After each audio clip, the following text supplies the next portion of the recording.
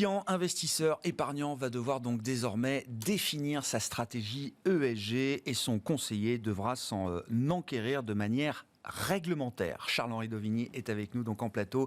Comme chaque deuxième vendredi du mois, le président de la F2IC, la Fédération des investisseurs et des clubs d'investissement en France. Bonjour Charles-Henri. Bonjour Grégoire. On parle donc de cette réglementation européenne. La directive s'appelle MiFID II. Elle est bien connue de tous les professionnels de l'industrie financière. Je vois déjà Pascal qui fait oui de la tête. Oui, c'est un environnement réglementaire compliqué, contraignant. C'est une réglementation dynamique qui n'arrête pas d'évoluer, à laquelle il faut s'adapter en permanence. Certes. Qu'est-ce qu'il faut savoir là des nouveautés réglementaires dans ce cadre MiFID II et de ce que le conseiller va devoir aller chercher comme information auprès de son client? On va faire un peu d'histoire. MiFID, ça date de 2007.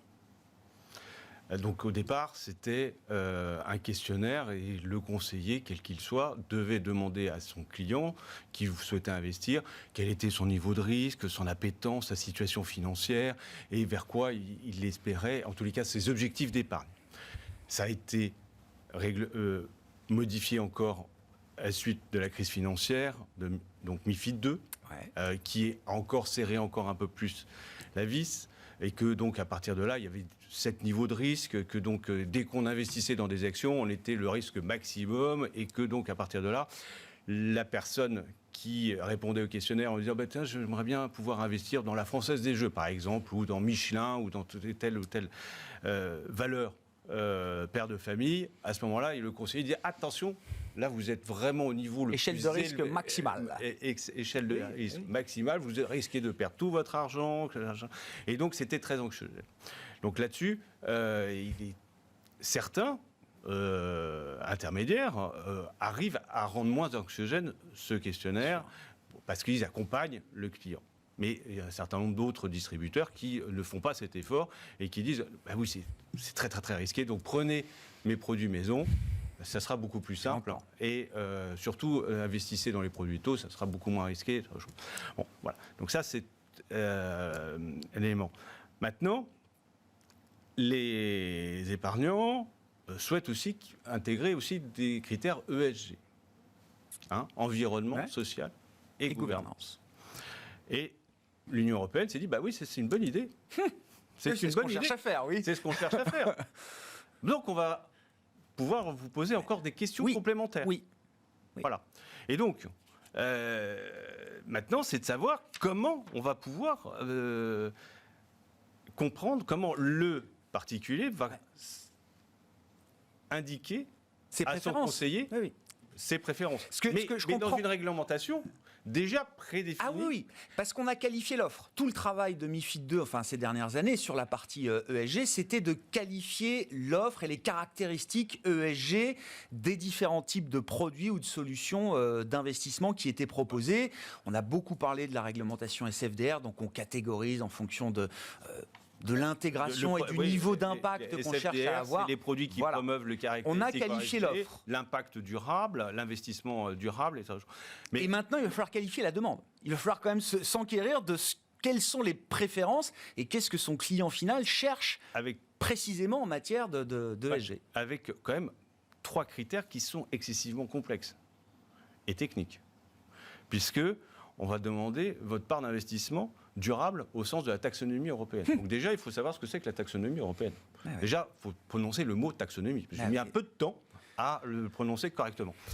Ensuite, quelle est la part que vous voulez mettre en investissement durable au titre du SFDR? Ou, sans ça, une appréciation qualitative ou quantitative des principales incidences négatives des investissements. Alors ça, pour comprendre, j'ai beau chercher, j'avoue que j'ai un peu de mal à comprendre. D'où l'intérêt d'avoir un conseiller, en l'occurrence. Oui, non, mais comme vous disiez, ceux qui accompagnent ces questionnaires arrivent à quand même rendre les choses un peu moins anxiogènes. Ah oui, non. Parce que l'ESMA, qui est donc l'AMF européenne, dit le distributeur au conseiller ne doit absolument pas influencer le client dans ses choix. Oui. Donc, en fait, le client doit faire sa propre sélection de produits ESG et le conseiller doit le laisser libre de ses choix, mais et sur le conseiller.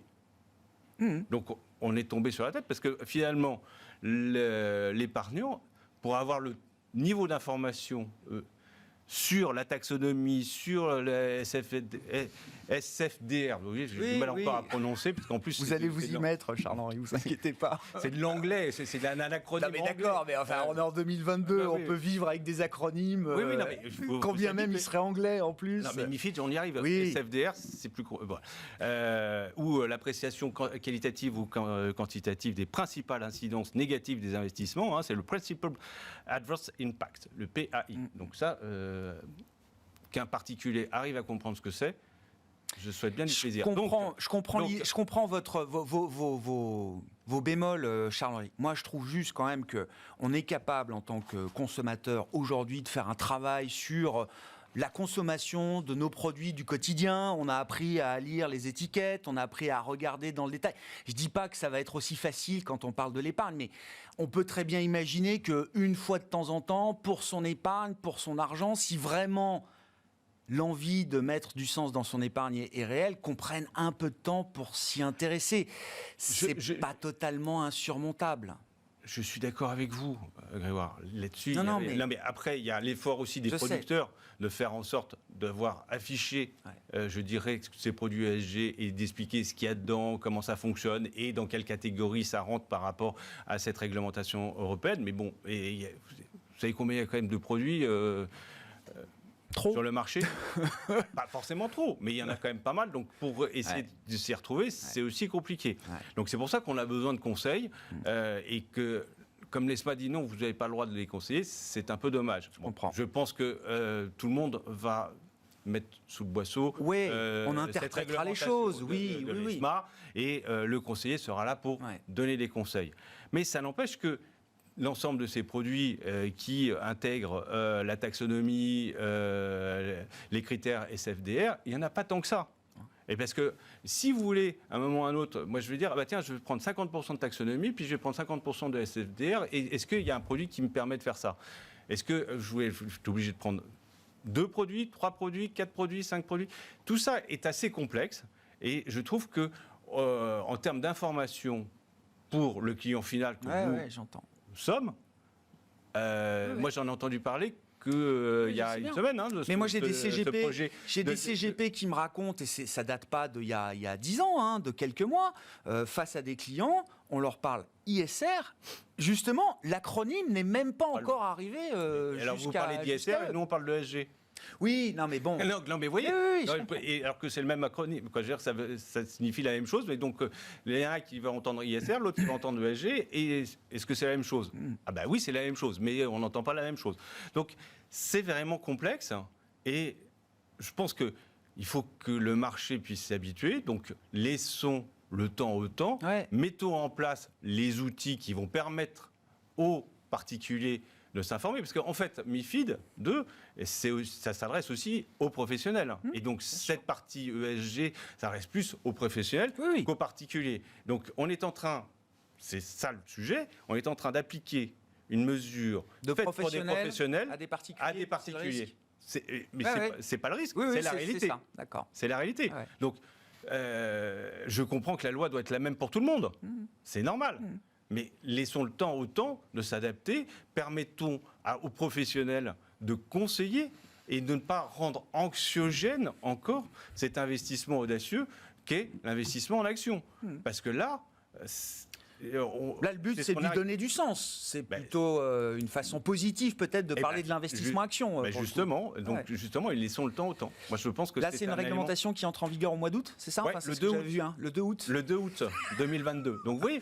Donc, les questionnaires, on aura les questionnaires à la rentrée. Là, ils seront envoyés, c'est ça, aux clients épargnants. Voilà. Et surtout, en plus, le problème, c'est que vous avez les critères qui sont rendus obligatoires par le SFDR ne seront émis qu'à partir du 1er janvier 2023. Et il faut savoir aussi que les informations officielles qui permettent de mesurer l'ensemble de ces critères, de la part des entreprises, ne seront fournies de manière obligatoire qu'à partir de 2025. Je sais bien. Donc, on demande d'appliquer des critères ESG en 2022, alors que les entreprises sont obligées de fournir les informations qu'à partir de 2025, et que Donc, s'il y a un problème quand même. Il y a un séquençage qui est pas tout à fait, qui est pas très cohérent, vous dites. Bah oui, je préfère d'abord avoir les données pour ensuite pouvoir investir. C'est une première étape. Je ne sais pas si ça appelle un commentaire de votre part, Pascal. C'est un mal nécessaire, ce type de réglementation aujourd'hui, si on veut tous parler de la même chose et le même langage. À un moment, il faut bien que le client aussi soit pris en compte dans ces... Ça prend à la fois ce que veut le client et ça complexifie en même temps encore un petit peu plus notre travail de conseil et de vraiment bien comprendre les qualités de l'investisseur pour le conseiller au mieux. Donc c'est un peu antinomique en fait, ce type de réglementation pour moi. Tous les pros sont anti-réglementation. Non, mais... Il y a un moment, en fait, on passe trop de temps à essayer de déchiffrer effectivement une réglementation et moins de temps sur la personne physique en particulier pour lui donner les meilleurs conseils. Et le vrai métier de conseil. Exactement. C'est ça que je après, il y a déplore un l'autre peu. sujet. Parce que quand on parle de temps passé à informer le client, c'est le coût. Et donc, les produits vont coûter encore plus cher à l'épargnant final, parce que finalement, le conseiller va passer plus de temps, et donc le temps, ça se rémunère, alors que l'Union européenne veut justement revenir sur les frais des produits financiers. Oui, non, mais je ne dis pas que la réglementation n'apporte que des bonnes choses, mais oui. Ça sera la rétrocommission. Bon. Donc, en tout cas, on veut le beurre, l'argent du beurre. Ouais. Mais bon. Il faut savoir ce qu'on veut aussi. Oui, je comprends. Il y a la question réglementaire, du calibrage de cette réglementation, du calendrier, de la séquence. Mais je trouve que là, sur le principe, je trouve ça bien que le client final soit amené à s'exprimer quand même sur ces questions. C'est bien sur le principe, c'est bien informé, mais c'est compliqué. La mise en œuvre est compliquée. Voilà. Bon, voilà, nouvel amendement qui concerne donc la directive européenne MiFID 2, bien connue de tous les professionnels du conseil en investissement et de la gestion financière. Charles-Henri Dauvigny était avec nous. Une fois par mois, nous avons rendez-vous avec la F2IC, la Fédération des investisseurs individuels et des clubs d'investissement.